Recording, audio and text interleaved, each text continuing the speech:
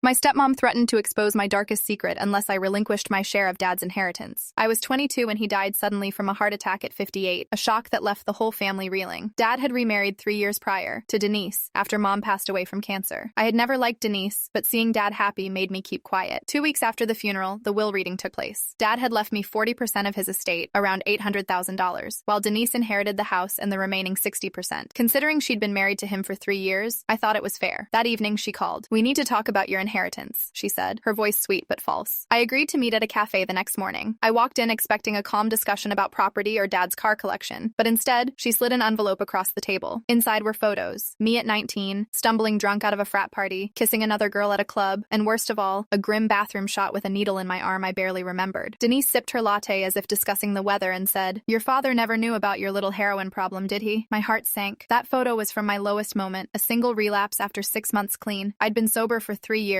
rebuilding my life. "Where did you get these?" I asked. "I've been watching you," she replied. "Your father thought you were perfect, but I knew better." The blackmail was clear: sign over my inheritance, or she'd send the photos to my law firm, the bar association, and everyone we knew. My career would be destroyed before it even started. "You have 48 hours to decide," she said, leaving me with the check. I went home, sleepless for 2 days, torn between calling her bluff, as my sponsor suggested, and the reality that these photos could ruin everything. On the second day, ready to sign, my aunt called. She lived in Oregon, Dad's younger sister. Her voice shook. "I need to tell you something about Denise. 2 weeks before Dad died, he changed his will. He planned to leave everything to you." Shock froze me. Dad had found out about Denise's affair and hired a private investigator. He intended to divorce her, but hadn't signed the new documents. She sent me the PI's evidence, photos, receipts, and text messages proving his discovery. The next morning, I met Denise, signed over the papers, then slid a second envelope toward her. Her face turned white as she opened it. Photos, hotel receipts, and texts linking her to a man planning my father's life insurance fraud. "Here's what will happen," I said firmly. "You tear up the inheritance papers, sign over everything to me, and leave town this week." "Or what?" she whispered. "Or I go to the police," I replied. Denise's hands trembled as she tried to grab the envelope, but I held it close to my chest. "These are copies," I said. "The originals were supposedly with my lawyer, along with a letter explaining everything, set to go to the police if anything happened to me. In truth, I didn't even have a lawyer yet. My law clerk's salary couldn't cover one. She didn't know that." Her lips quivered as she whispered, "You can't prove anything. Those texts could mean anything." I opened the PI's file on my phone, showing her a screenshot of Trevor Hollis, her supposed accomplice, caught with her in a hotel parking lot. "He's already talking," I lied. "My lawyer contacted him yesterday. He'll testify in exchange for immunity." Denise's chair toppled as she rose, drawing stares from the other patrons. "You're insane," she hissed. "Maybe," I said, "but I have evidence, and you're about to lose everything." I walked out, leaving her staring at her cold latte. 3 hours later, an unknown number called. A deep, threatening male voice warned me to back off. "Who is this?" I asked. "A friend of Denise's," he said. "Trevor Hollis, I presume?" I replied, staying calm. I reminded him that the deal stood. Denise had until Friday. Silence. "You're bluffing," he finally said. "Try me," I answered. My hands shook, but I kept my voice steady. That night, I called my aunt. I needed the originals, not just photos, she warned me. The package arrived Thursday morning. USB drives, a spiral-bound report, and a handwritten letter from Dad, dated 2 weeks before his death. He explained everything. Denise had been poisoning him with small, escalating doses of his blood pressure medication, intending to kill him. He'd changed his will to leave everything to me, but hadn't finalized it. My chest tightened reading his words, his love, and apology for not seeing her deceit sooner. I felt the weight of responsibility settle on me. With the evidence in hand, I could finally act. That afternoon, I called a top criminal defense attorney, Miriam Chen. Consultation fees were $500 an hour, which I didn't have, but I promised to pay her for my inheritance once I recovered it from Denise. Miriam listened as I spread all the documents before her. "This is good, really good," she said, "but not enough for a murder charge. Plenty for a civil suit, wrongful death. We can sue for the inheritance plus damages and request an autopsy. If it shows elevated medication levels, the case changes completely." I nodded, ready to fight. That night, I made a decision. I wouldn't let Denise manipulate or destroy what was rightfully mine. I would honor Dad, recover what was stolen, and ensure justice was served. 6 weeks later, the exhumation was approved by the judge, giving us the chance to confirm Dad's death was no accident. Denise's lawyer fought it tooth and nail, but her resistance only confirmed her guilt. The autopsy, performed in late June, revealed lethal levels of amlodipine, 4 to 5 times the prescribed dose, causing acute cardiac failure. Relief washed over me. Dad had been right all along. Miriam met with the DA the following day. With the autopsy results, the police had no choice but to press charges. By Friday, Denise was arrested at her house. News cameras swarmed as I watched from my apartment, neighbors calling it a tragic story of the devoted widow who turned out to be a murderer. The arraignment followed. First-degree murder, no bail. The judge cited her premeditation as justification. I sat in the gallery, meeting her gaze for the first time since the envelope confrontation, silently letting her know I wasn't afraid. Over the next 9 months, depositions and legal maneuvering unfolded. Trevor Hollis, her co-conspirator, was arrested for conspiracy to commit murder. His lawyer cut a deal, testimony against Denise in exchange for a reduced reduced sentence. Meanwhile, I graduated law school and passed the bar. My past addiction came up during the character and fitness evaluation, as I had feared. 3 years of clean drug tests, letters from my sponsor, therapist, and employer, and my dedication to recovery proved my fitness to practice law. The trial started in March, almost exactly a year after Dad's death. I attended every day, taking the same seat in the gallery to ensure Denise saw me, a silent reminder of her failure to intimidate me. The prosecution's case was overwhelming. The texts, financial records, Trevor's testimony, the autopsy results, and Dad's letter. The defense tried to argue Dad had been depressed or careless with his medication, that Denise had been helping, but Trevor's testimony dismantled those claims. He described her methodically crushing pills into Dad's coffee, laughing at the perfect crime. The jury deliberated 6 hours before returning a verdict, guilty on all counts. Denise collapsed, held up by her lawyer, her facade stripped away. The sentencing was set 2 weeks later, 25 years to life, no possibility of parole for 25 years. Trevor received 15 years for conspiracy. I watched them led away, her eyes no longer meeting mine. Outside the courthouse, reporters swarmed, shouting questions. Miriam shielded me. "My client has no comment at this time," she said. Finally, the inheritance was fully mine, $800,000, the house, and life insurance funds. I planned carefully, honoring Dad's memory, a scholarship fund for law students in recovery, and donating the house to a women's shelter. 3 months later, Denise sent a prison letter, apologizing, admitting her desperation, but I shredded it. Some things deserved no response. I devoted myself to work, became junior partner at 27, and spoke at law schools about recovery and second chances. By the time I was 28, I had met Victoria at a recovery meeting. She was 6 months sober, fragile, and full of raw hope, the same way I had been at 19. We started having coffee after meetings, then dinners, and eventually she moved into my apartment. That Christmas, my aunt came to visit. She watched Victoria and me preparing dinner and said, "You seem happy." I smiled. "I am. Your father would be glad." We spent the holiday at Dad's old house, which I had kept. Victoria and I had been repainting rooms, replacing furniture, and making it ours. On Christmas morning, she looked around the kitchen and said, "This feels right." I thought of Dad's letter, of how proud he would have been even in his final days, and nodded. The scholarship fund awarded its 10th grant when I was 32. One recipient, a young man from Detroit recovering from cocaine addiction, wrote a letter that made me cry. "Nobody believed a former addict could make it in law, but your scholarship gave me a chance. I'm graduating this spring." I remembered the year of fighting Denise, the sleepless nights, the calls, the autopsy, and the trial, and I felt a quiet pride. I had honored Dad, protected what was rightfully mine, and used the inheritance to help others. Life had come full circle. The trauma of betrayal had transformed into purpose, growth, and connection. I visited Dad's grave often, bringing flowers and updating him on the scholarship, the shelter, and the life I was building. I told him, "I hope I made you proud. Someone had to fight for you." And as the sun set, I left with a renewed sense of peace, ready to face the rest of my life, stronger and wiser. The inheritance had become more than money. It was a legacy of justice, perseverance, and second chances. The lessons from Denise's betrayal shaped every decision I made afterward, and I vowed to continue helping those recovering from their own mistakes, ensuring that no one lost hope as I once had. Recovery, justice, and love had all become intertwined, forming the foundation of my new life, a life that honored both my father's memory and the hard-won strength I had cultivated through struggle, loss, and eventual triumph.